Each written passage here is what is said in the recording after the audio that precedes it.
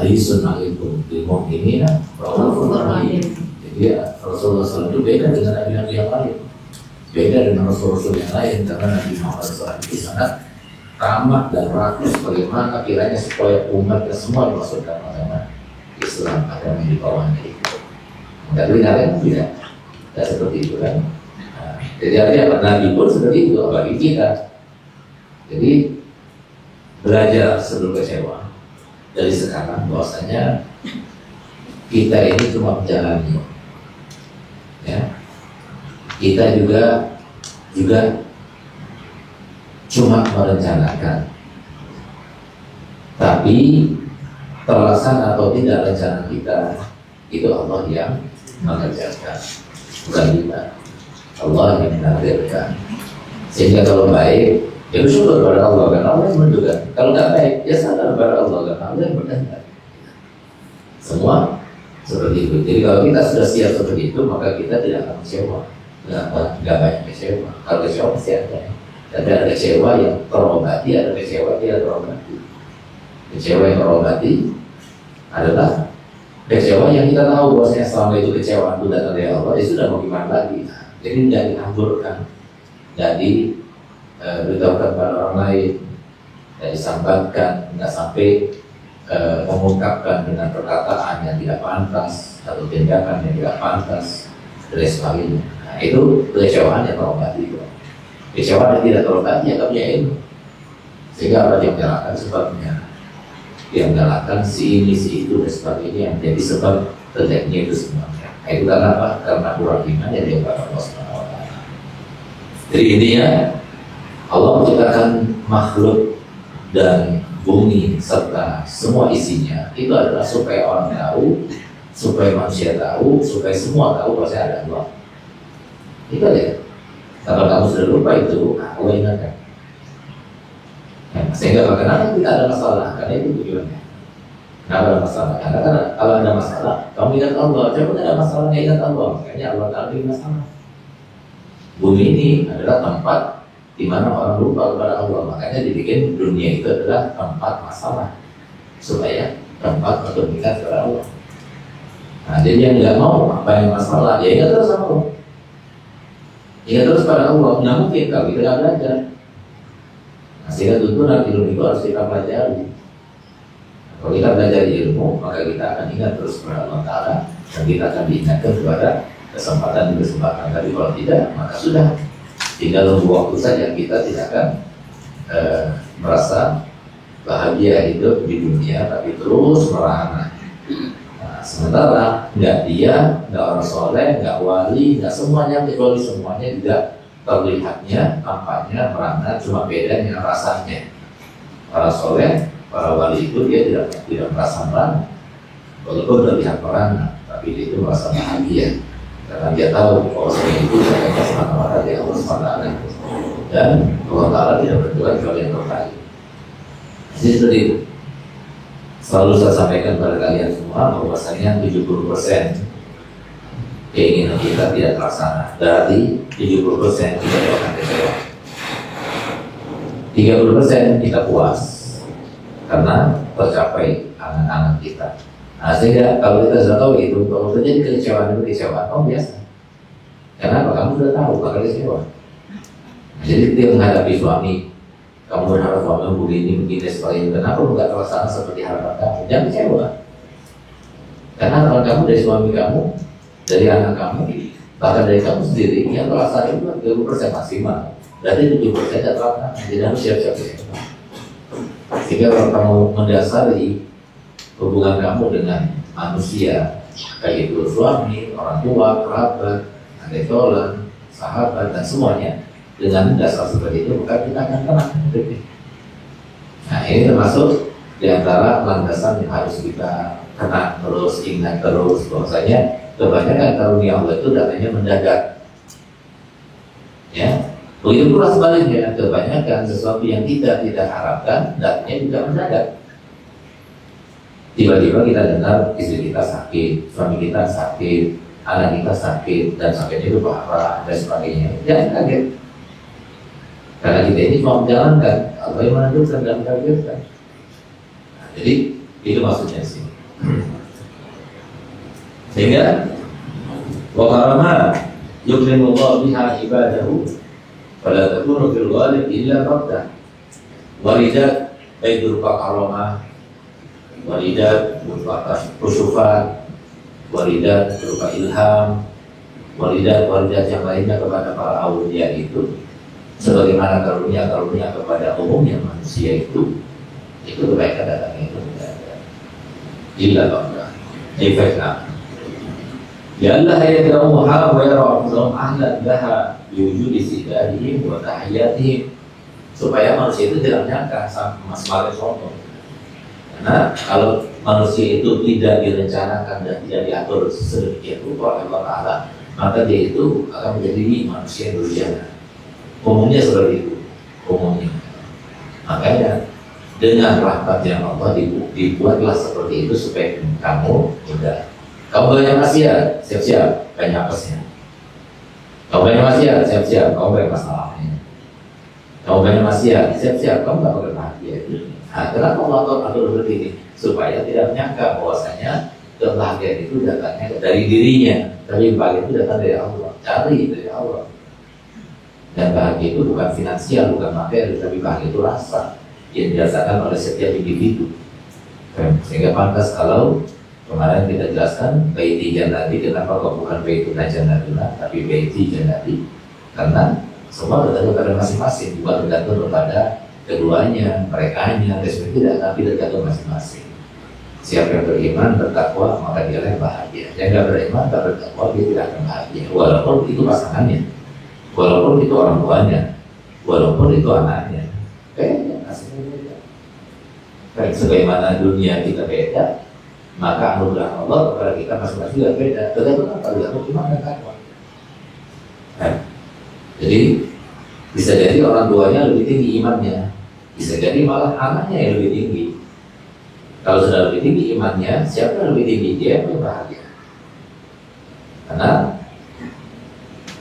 Allah Ta'ala sudah menyatakan dalam firman-Nya, "Man amila shalihan min dzakarin aw unsa wa huwa mu'minun falanuhyiyannahu hayatan thayyibah." Iman itu siapa? Iman itu bebas. Siapa saja, mau orang tua, mau anak, mau suami, mau istri, mau guru, mau murid, mau siapa saja, yang penting beramal soleh dan beriman. Tergantung ini dua, beramal soleh dan iman. Iman dulu, beramal soleh. Iman lalu praktekkan, amal soleh itu praktekkan dengan iman. Iman itu apa? Pengetahuan. Ya, maka dia akan bahagia. Tapi kalau tidak demikian, dia tidak akan bahagia. Ya, jadi jangan bersusah payah, jangan terlalu berangan-angan, jangan terlalu tinggi bercita-cita, karena semuanya tergantung bagaimana keimanan dan ketakwaan kamu. Mau jadi kayak gimana saja, bahagia itu relatif. Bahagia itu nggak perlu jadi orang kaya dulu. Bahagia itu nggak perlu jadi orang yang cantik. Bahagia itu nggak perlu jadi orang yang punya anak atau nggak punya anak, yang punya pasangan atau nggak punya pasangan. Tidak. Tapi bahagia itu Allah berikan kepada mereka yang beriman yang bertakwa. Tapi sebaliknya, orang a'rada an dzikri, kalau dia berpaling daripada zikirku, apalagi keimanan dan ketakwaanku, maka Allah Ta'ala akan memberikan kehidupan ma'isyatan dhanka, jadi kehidupan yang sangat menyempitkan. Mengasyuruhum yaumal qiyamati a'ma, dan kami akan bangkitkan mereka dengan buta. Nah, itu akibat apa? Akibat masing-masing individu. Salah satunya kenapa tidak beriman, salah sendiri kenapa tidak bertakwa, salah sendiri kenapa tidak menuntut ilmu, salah sendiri kenapa tidak mengamalkan dengan ilmu yang sudah kamu tuntut itu. Nah, jadi seperti itu.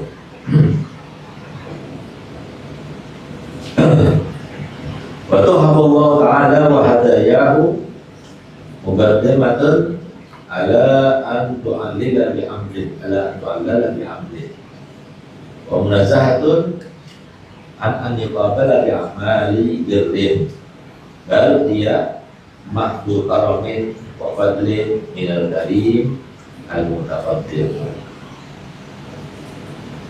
Bahkan yang namanya pemberian Allah Subhanahu wa Ta'ala, coba sulam dulu kayak madrasah di kata-kata di atas. Pemberian Allah SWT dan karunia-Nya itu lebih diutamakan daripada sebab musababnya atau alasan-alasannya. Pemunazahatun antukabala bi'amali birrin, dan juga disucikan daripada karunia Allah akan dapatkan dengan amal kebaikan. Siapa bilang kami beramal kebaikan pengen jadi kaya, gak kaya. Banyak orang yang sholat sudah khusyuk tapi gak kaya. Jadi nggak bisa. Anugerah Allah itu bisa dapatkan dengan tapi dadakan Allah berkehendak. Jadi kalau Allah berkehendak, Allah berikan. Kalau Allah nggak berkehendak, Allah akan berikan kehendak atau dia tidak melakukan. Semua kembali kepada Allah. Dan Allah memberikan mandatnya kepada masing-masing, dan bukan kepada yang lainnya enggak. Karena apa? Allah Ta'ala berfirman, wa laysa lil insani illa ma sa'a wa anna sa'yahu sawfa yura.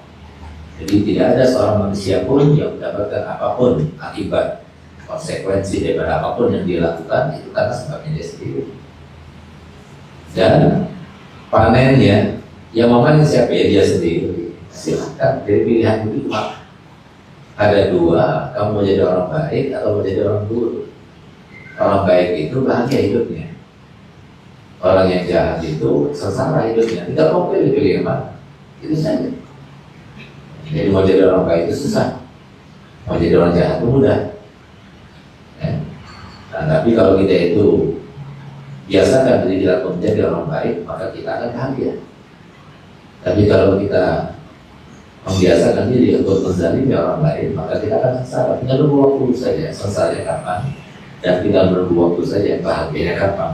Nah, bahagia itu kita merasakan tenang, nikmat, rasa tidak ada takut, tidak ada was-was. Sementara orang semua dalam keadaan seperti itu, tapi kita itu dalam keadaan tenang, beriman kepada Allah. Itu bahagia. Itu datang kapan? Fusya. Dadakan. Sehingga kebanyakan dari Aulia dari kalangan Alwi, ya, dari Alwi itu banyak dibuka itu di Al-Quran. Ada di dalam mereka yang bukanya dalam sholat. Sholat yang mana? Sholat tidak ada sholat tertentu, tapi tiba-tiba sholat dia dapatkan itu semua. Dia baca Quran, tidak ada ayat tertentu, tapi ayat apa yang dibaca tiba-tiba dia dapatkan. Itu yang fusianis. Nah, jadi kebanyakan orang yang berusaha itu ya bukan dengan cara fujah. Karena fujah itu bukan cara kita. Fujah itu caranya Allah menurutnya. Cara kita itu usaha, upaya. Kalau kita mau buang air di mana? Di kamar mandi. Kalau kita mau makan lagi di jalan, kita pergi ke mana? Ke restoran yang berdiri bengkel. Bengkel tidak ada makanan jual di sana. Nah, itu manusia. Tadi Allah Ta'ala tidak begitu jalannya. Allah Ta'ala itu selalu baca. Kebanyakan baca. Nggak harus baca, karena nggak ada yang bisa mengatur Allah. Jadi artinya apa? Baik, berbuat baik, taat, berbuat taat. Nanti Allah kalau berkata, Allah berikan. Kapan? Taatan yang mana? Nah, itu terserah Allah. Nah, itu makanya di mana? Namakan baca. Jadi tidak ada kebaikan begitu. Tapi kalau kita manusia, jalannya udah seperti itu. Jalan itu harus sesuai prosedur, harus sesuai dengan usaha dan upaya. Sehingga banyak orang yang menyalahkan upaya itu sendiri, sebab-sebab itu sendiri, karena pakatnya jalan manusia. Tapi Allah Ta'ala tidak mengenal itu. Allah nggak bisa diatur, Allah yang mengatur, dan Allah Maha Kaya memberikan jalan dengan berbagai macam jalan yang Allah kehendaki kalau Dia mau. Jika kalau setiap kali kita itu menjadi pejabat, ingat yang bikin dia dulu menjadi pejabat itu Allah dengan jalannya. Kalau kita melihat ada seorang alim, ingat Allah yang memberikan dia jalan menuju orang alim. Dan kapan waktu dikasih itu, kapan waktu itu saja. Umumnya seperti itu. Dan walaupun dipesani pesanan daripada atasan, jabatan sebagainya, tapi kalau Allah tahu kan. Ada salah satu anak jenderal, dia masuk ke Akpol, diterima untuk masuk ke Akpol itu kan mudah, miliaran rupiah dikeluarkan sekali, dia masuk. Dan harapannya orang tuanya dia akan jadi pejabat polisi Jadi Kapolres, AMP, naik, bintang 1, bintang 2, dan sebagainya. Baru menjalani, belum jadi Kapolres, baru AKP dan sebagainya, tiba-tiba dia stres. Karena kalau nggak benar. Nah, itu pun ada yang menjalani, dia sudah lewat polri, akhirnya dia keluar, ya sudah keluar berada, keluar misalnya, setelah keluar, ternyata dia itu berusaha dan usaha dia itu melebihi daripada apa yang didapatkan oleh mereka. Tidak bergantung semuanya Allah. Dari Allah beliau kedua, itu Allah. Jadi jangan kamu rintangi. Kalau ada seseorang yang dikehendaki Allah Ta'ala dengan kemuliaannya, jangan kamu rintangi. Yang merintangi itu namanya hasud. Orang yang hasud itu berarti kurang ajar pada Allah. Seakan dia mengatakan demikian kepada Allah. Ya Rabb, kau salah memberikan dia, harusnya bukan kepada dia, kepada saya. Kurang ajar nggak orang seperti itu? Jadi kurang ajarnya orang yang hasud itu kepada Allah, bukan kepada manusia yang dihasut itu tidak, tapi kepada Allah yang menentukan dan mengakhirkan. Kenapa demikian? Karena dia menyangka bosnya sesuatu itu sesuai rencana. Jadi nggak usah kita terlalu mulut menanggapi, nggak usah sampai memutuskan kalau itu bisa begini, bisa begini. Kalau mau berganda bisa saja. Toh zaman-zaman dahulu sudah terlaksana seperti itu. Ada seperti itu, contohnya juga ada. Ada orang kaya dadakan banyak, ya. Ada orang miskin mendadak banyak. Ada orang sakit mendadak padahal hatinya kuat. Kemudian ada satu orang yang hebat, yaitu seorang yang main beban, ya, dan apa namanya itu? Menjaragawan. Wah hebat, dia pernah juara 1 dunia. Sekarang saya jalan. Siapa yang menyangka? Dia kan orang paling hebat, paling kuat, karena badannya, ototnya sudah dijaga, dirawat, dibina dan sebagainya. Sekarang secara jalannya saja dia merangkak. Badannya sih tetap, ototnya masih ada, tapi jalan merangkak. Kalau benar, nggak bisa. Jadi oleh karena itu dari sini yang perlu kita tuju untuk kita jadikan sebagai orientasi dalam kehidupan kita, dalam keseharian kita, dalam aktivitas kita itu adalah ridhonya Allah. Yang penting ridhonya Allah. Terlepas bagaimana Allah menentukan kita dengan ridhonya itu, nah itu serahkan pada Allah. Itu bukan urusan kita. Tapi yang pasti semua ditentukan Allah itu berkait buat kita. Jalani, hayati, maknai, dan supaya apa? Supaya kamu tambah keimanan dan ketakwaan. Oh ternyata benar, Allah merencanakan begini, ternyata benar. Ada baiknya atau tidak? Oh ternyata begini. Itu kata dulu yang benar. Itu seperti itu. Ambil hikmahnya. Makanya orang kita selalu mengajarkan kepada kita kalau terjadi sesuatu, maka mereka selalu mengingatkan kita dan mengatakan, Insya Allah ada hikmahnya. Insya Allah bisa ada kebaikan yang Allah simpan, Allah siapkan di balik itu semuanya. Dan itu pasti, cuma tinggal kita diingatkan untuk supaya kita itu menunggu apa hikmah yang terjadi di situ. Dan kasihan, anaknya cantik, orang tuanya sudah pengen menerima cucu, anaknya kok malah tidak dapat jodoh. Ada cantik gitu. Sekarang aneh. Ada lagi orang tua yang dia nggak berharap anaknya berkawin, anaknya juga jelek, tidak jodoh. Itu ketentuan Allah. Allah lebih tahu apa maksudnya tujuannya apa. Jadi nggak usah kita melihat Allah kok baik sih sama dia, kok sama saya nggak baik ya? Dan saudara Allah berbeda nggak baik. Ya, dia sebagai semua sudah rencanakan, tapi tujuannya Allah Taala semua ujian itu kan. Bagaimana kita menanggapi, bagaimana kita merespon, bagaimana kita kepada mereka yang diberikan Allah Taala kemuliaan kaum tersebut, bagaimana kita memandang mereka. Benci atau tidak, hasut atau tidak, dengki atau tidak, itu semua coba ada pada Allah. Jadi walaupun kita diperintahkan untuk melengkapi sesuatu yang baik dan menutupi sesuatu yang tidak baik, ya. Nah itu diperintahkan seperti itu. Kita diperintahkan untuk taubat dan diperintahkan untuk beramal kebaikan terus nambah dan sebagainya. Itu yang kita Allah Taala. Nah jadi apa yang bisa kita usahakan, ya kita usahakan supaya baik. Makanya kita diperintahkan untuk berdandan, ya. Dandan, kalau suami berdandan, karena apa? Suami tidak makan nafsu. Kalau kamu bau bawang misalnya.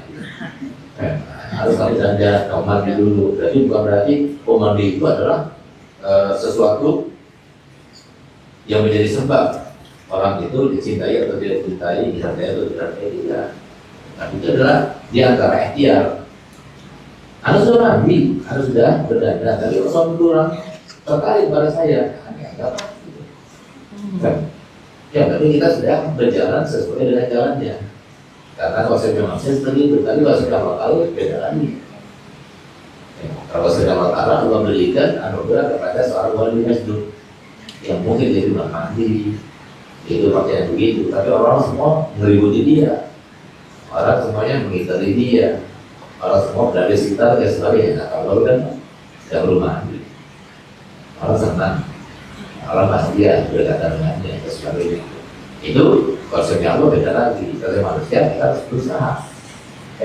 Kamu gendut terusin, kamu kurus ya kamu gigi, gigi kamu kuning ya hasil gigi, mesti kata, gigongnya dihilangkan.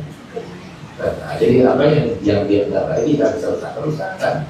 Kita sudah usahakan, tapi kok nggak maksimal seperti yang kita harapkan, nah itu tidak Allah. Jadi solusi yang terbaik di dalam kehidupan ini adalah wamayyat tawakkal 'ala Allah.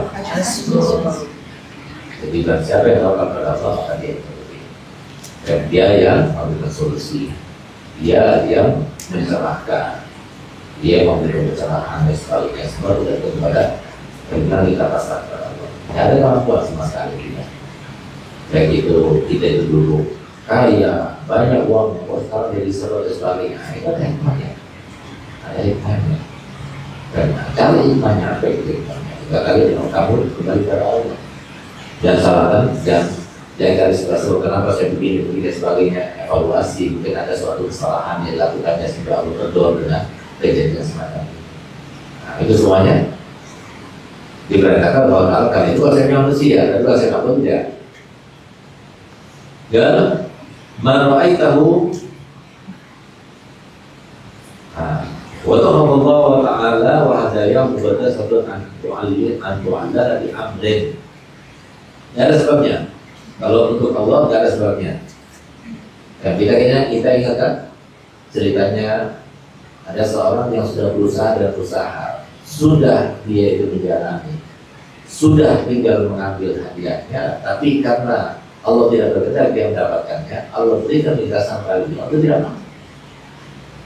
Nah, padahal setiap orang pun dia sudah capek-capek, dia sudah berkorban, dia sudah begini, kenapa dia nggak mau? Bodoh orang, tapi juga bodoh. Kenapa? Karena konsepnya manusia. Yang digunakan konsep manusia, bukan konsepnya Allah. Dan ingat kan bagaimana seorang yang menjalani kehidupan dengan melarat, ya, dia kalau nggak kerja nggak makan, keluarganya makannya tergantung pada dia, sementara kerjaannya serabutan. Dia kemana-mana dia bawa kalung, di situ ada kapaknya, di situ ada cangkulnya, di situ ada alat konvelnya dan sebagainya, sesuatu yang dibutuhkan oleh mereka-mereka yang membutuhkan pada pelayanannya. Sekali dia berdiri di jalan untuk supaya mendapatkan tawaran untuk mendapatkan upah dari yang menawarkan pekerjaan baginya. Sampai suatu waktu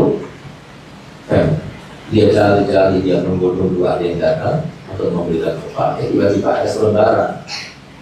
Di mana selebaran itu berbunyi, kalau siapa yang mau menemani saya dan kuburan 40 hari, maka saya akan memberikan separuh daripada hartaku yang bertanda tangan bulan. Bulan itu sangat terkenal di kota itu, orang paling kaya di kota itu. Nah, itu saja daripada repot-repot saya cari uang terus setiap hari karena mendapat akhirnya Pak, akhirnya ya ikut saya pada itu, siap tanda tangan, laris semuanya sudah.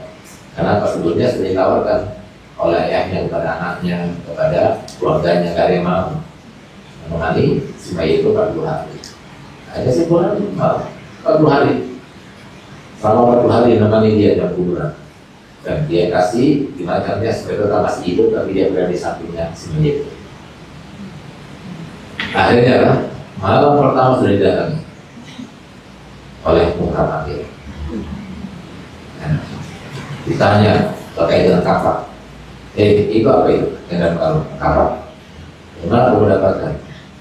Dari Fulan. Fulan itu dapatkan kayunya dari mana? Kayunya itu dipotong dari mana? Ditanamkan pakai air apa? Ditanam di tanah yang bagaimana? Uji semua, uji juga satu hari. Hari kedua tanya lagi masih kapak. Hari ketiga masih kapak. Hari 39 masih kapak. Hari 40 masih kapak juga. Belum selesai kapak. 40 selesai sudah langsung digali lagi. Gali, ada keluarnya. Orang-orang sudah menunggu, kumpul semuanya akan menghadiri dan menyaksikan bagaimana si orang miskin itu akan menjadi kaya mendadak karena dia akan mendapatkan separuh daripada kekayaan si mayit itu. Hanya Pak, sudah siap letak tangan notaris itu dia keluar langsung jalan. Loh, ini loh katakan, enggak, ambil, saya mau lagi loh, itu sudah keluar kan enggak mau lagi.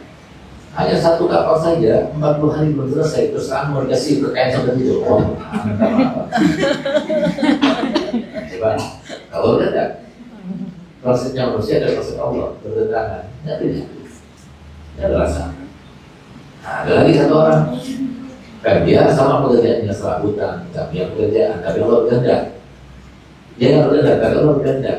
Dia sudah usaha dan tempatkan usahanya, upayanya. Dimana dia nunggu orang yang menawarkan pekerjaan kepadanya dan datang juga sampai akhirnya dia sholat di masjid ada kultumnya. Ustaz mata begini, sholawat kepada Nabi itu kata Nabi Muhammad kalau dibaca sama orang kaya maka akan ada berkah kekayaannya. Kalau dibaca sama orang miskin maka Allah akan memberikan kekayaan langsung turun dari atas langit. Akhirnya kata dia daripada setiap hari kayak begini, lebih baik saya itu sibukkan diri di masjid pakai sholat. Akhirnya setiap jam 7 berangkat ya kerja, biasanya di jalan dia di masjid pakai sholat terus sampai 40 hari lama. Nah, jadi nggak bisa langsung pakai sholat langsung ada di dunia, coba dulu. Nah, benar dia itu dalam etikatnya dia. Akhirnya setelah 40 hari, tiba-tiba dia pulang dan kakinya tersandung. Batunya itu yang menjadi sebab tersandungnya dia itu terbuka, terlepas di tangan. Begitu terbuka, ternyata dalam itu ada karung. Buka karungnya ternyata ada emasnya, berlian emas. Sehingga apa? Ini berarti hasil daripada jadi aku baca salawat dan Nabi Muhammad SAW. Dia sudah senang gembira bahagia mau diangkat, baru ingat dia. Tapi katanya Ustadz itu di Kultum itu Allah akan memberikan dia anugerah berupa harta benda kekayaan yang banyak langsung turun dari langit, bukan dari langit, dari bumi. Ya kan salah, hanya betul-betul langsung. Coba lihat bagaimana ceritanya, lihat bagaimana Allah Ta'ala memberikan sebab-sebab ini supaya menjadi sebab kita itu lebih meyakini bahwa itu dengan Allah dan dengan kita. Akhirnya pas sampai di rumah dia cerita kalau kesal pada istrinya, tapi sekarang belum berikan, tapi kayaknya sih sudah mulai ada tanda-tandanya, ada bau-baunya. Kenapa? Tadi saya tersambung, akhirnya batu yang menyebabkan saya tersambung itu terbuka dan kemudian di bawah batu itu ada karung ya, di situ ada emas ya, banyak satu karung dan sebagainya, pembelian dan sebagainya. Akhirnya saya bilang, ambil. Enggak, saya mau ambil, saya takut itu milik orang karena di dalam hadis itu disebutkan bahwasanya turun dari langit juga dari langit. Tetapi kalau Yahudi, begitu dia dengar karena rumahnya jelek ya berdempetan dan dia bisa mendengar ucapannya. Nah, ini yang di samping itu juga rumah bobrok ya, rumah kumuh gitu, tempat orang miskin juga. Dia bilang jangan-jangan benar juga ya kalau ditanya ini, ayo kita lihat sana, pergi sana. Apa yang diceritakan, ternyata benar ada di bawah rumah. Begitu dibuka di rumahnya ternyata berubah jadi kaleng pindah pulang. Kurang ajar ini si Muslim itu. Berarti dia itu ingin kita itu diserang oleh ular-ular itu dan lagi miskin dari 7 juta seperti itu. Kalau begitu kita balik saja pada dia. Dia naik ke atas langit dan ke atas angkat, kemudian dikeluarkan semua ini. Biarkan dia makan di dia untuk diserang oleh ular-ular dan kecil. Begitu dilempar di keluarkan isinya sampai ke tangan si istri sama suami yang tadi susah memikirkan tentang nasib keduanya, tiba-tiba itu udah lewat kita.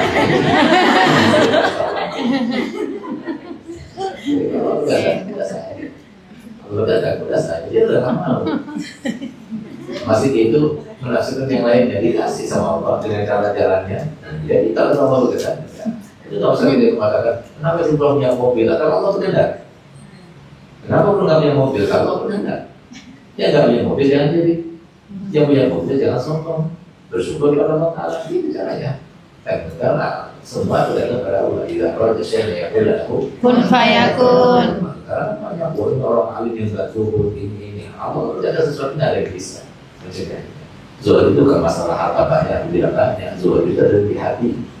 Zuhud adalah dia tidak sampai meninggalkan suatu kewajiban gara-gara dunia, itu zuhud. Jadi jangan sombong saja hanya gara-gara dunia itu banyak. Itu betulnya bukan zuhud, tapi dia iri sama si fulan. Karena dia punya harta rendah, dia punya mobil, dia nggak punya, makanya ngomongin terus. Lalu dia nggak punya, gitu. Jadi ngomongin orang yang punya, itu jelek kan, jangan ditiru ya. Jadi orang yang seperti itu kurang ajarnya bukan kepada orang yang diiri, tapi kurang ajar kepada Allah. Karena Allah tidak ada bisa mencegah. Jadi mana ada orang tua yang mau anaknya yang berlima jumlahnya, bertujuh dan sebagainya, kemudian beda-beda status sosialnya, beda-beda kekayaannya. Nggak mungkin ada orang tua yang mau anak itu berbeda, tapi semuanya sama. Tapi kenyataannya bagaimana? Kan berbeda-beda. Ya, karena berarti apa? Yang menentukan bukan orang tua, tapi menentukan adalah Allah Subhanahu Wa Taala. Kita minta kepada Allah Taala semoga dengan ilmu yang kita pelajari dan berkat ibadah, karena dan hadis yang ibadah, mukarramah dan setiap yang hadis ini harus izin langsung kepada mukarramah. Nah, kita mukarramah tidak ada, maka harus izin langsung kepada umumah. Jika belum izin, langsung izin pada umumnya. Maka ini adalah sesuatu yang diamanatkan, sesuatu yang meninggalkan majlis ini, kami majlis yang baru. Insya Allah ada hasilnya, ada hasilnya, dan semoga kita bisa seperti ini baru.